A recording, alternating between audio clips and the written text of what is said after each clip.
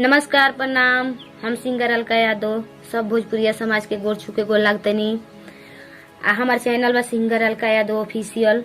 तो हमरे चैनल के लाइक कमेंट सब्सक्राइब आप लोग करी, आगे बढ़ाई। जोन बेल के घंटी बा ओके टन दे दबाई और सपोर्ट करी सभे आप। अब तो आ गइल बाटे होली के त्योहार, मतलब नजदीकी आ गइल बाटे।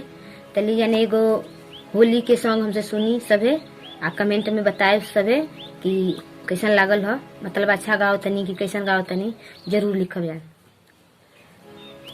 कैसे मैं आई बलम रहुरी सेज, कैसे मैं आई बलम रहुरी सेज, आवत में डरी लागेला।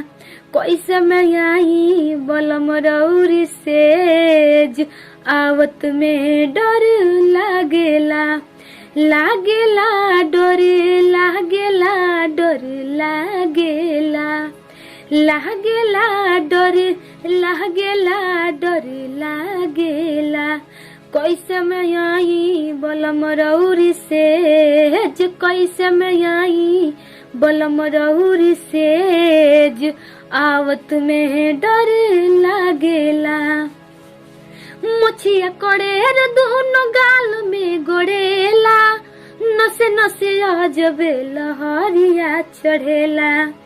मुछिया कड़ेर दोनों गाल में गोड़ेला, नसे नसे आजबे लहरिया चढ़ेला। हाय रे कांपे, हाय रे कांपे, हाय रे कांपेला थर थर भीतर से करेज, कांपेला थर थर भीतर से करेज, आवत में डर लागेला।